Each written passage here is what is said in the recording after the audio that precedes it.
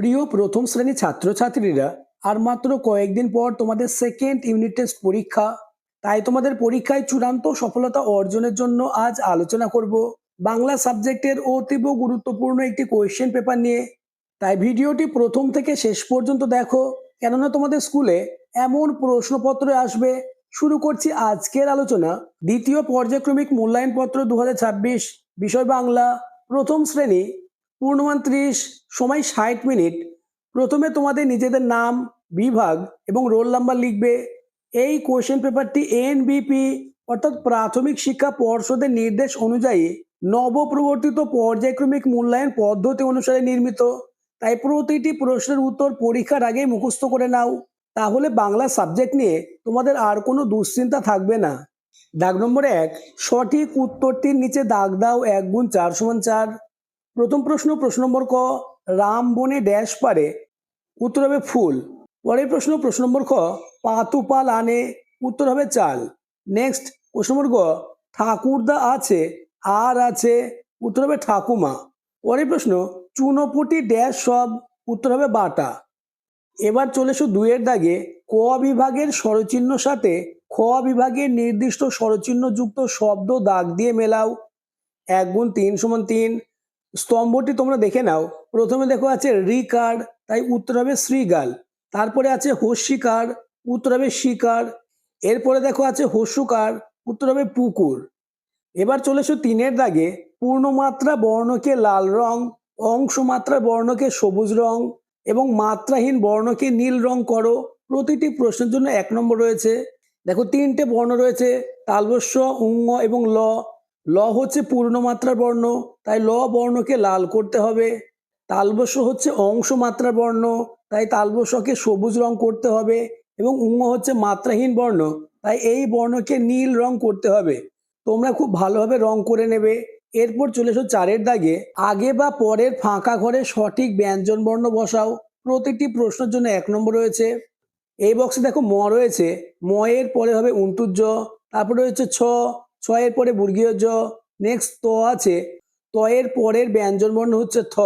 এবার চলে এসো 5-এর দাগে, ছবি দেখে ফাঁকা ঘরে বর্ণ বসিয়ে শব্দ গঠন করো। প্রতিটি প্রশ্নের জন্য 1 নম্বর রয়েছে। প্রথমে দেখো ফুলের ছবি, তারপরে মাছের ছবি, তারপরে পাখির ছবি। যেহেতু এই ঘরে ফুলের ছবি রয়েছে, তাই তোমরা লিখবে ফুল, ফয়হস্যু ল। এরপরে এই ঘরে মাছের ছবি রয়েছে, তাই তোমরা লিখবে ময়াকাচ্ছ মাছ। নেক্সট পাখির ছবি রয়েছে, তাই তোমরা লিখবে পয়াকা ক্ষয়স্যী পাখি। পরবর্তী প্রশ্নগুলি আলোচনার আগে যারা এখনো আমার চ্যানেলটিকে সাবস্ক্রাইব করোনি, এক্ষুনি চ্যানেলটিকে সাবস্ক্রাইব করে দাও এবং ভিডিওটি তোমার বন্ধুদের মধ্যে শেয়ার করে দাও। এবার চলে এসো 6-এর দাগে, স্বরচিহ্ন যুক্ত সঠিক বর্ণ বেছে নিয়ে শূন্যস্থান পূরণ করো। 1 গুণ 3 সমান 3। এই বক্সের মধ্যে বেশ কিছু শব্দ রয়েছে, এই শব্দগুলি বেছে নিয়ে সঠিক শব্দ বসাতে হবে। শব্দগুলি দেখে নাও, দয় হস্যি, তালব শয় হস্যু এবং টয়া আঁকা।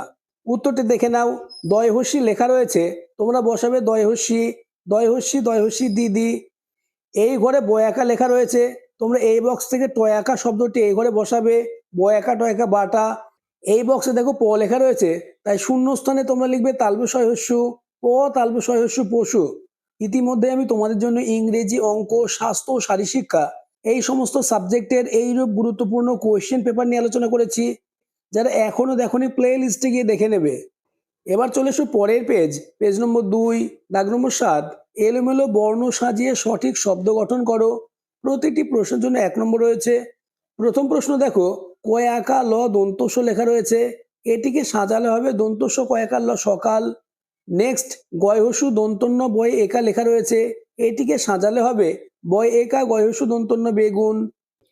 এবার চলে এসো 8-এর দাগে, ছবি দেখে শব্দ লেখো এবং তা থেকে নতুন শব্দ গঠন করো। 2 গুণ 2 সমান 2। দেখো 3টে ছবি রয়েছে, আম, মই এবং বইয়ের ছবি রয়েছে, তাই এই শূন্যস্থানে লিখবে আম, এই শূন্যস্থানে লিখবে মই, এই শূন্যস্থানে লিখবে বই। নেক্সট দাগ নম্বর 9, শব্দ ঝুড়ি থেকে শব্দ বেছে নিয়ে শূন্যস্থান পূরণ করো। 1 গুণ 3 সমান 3।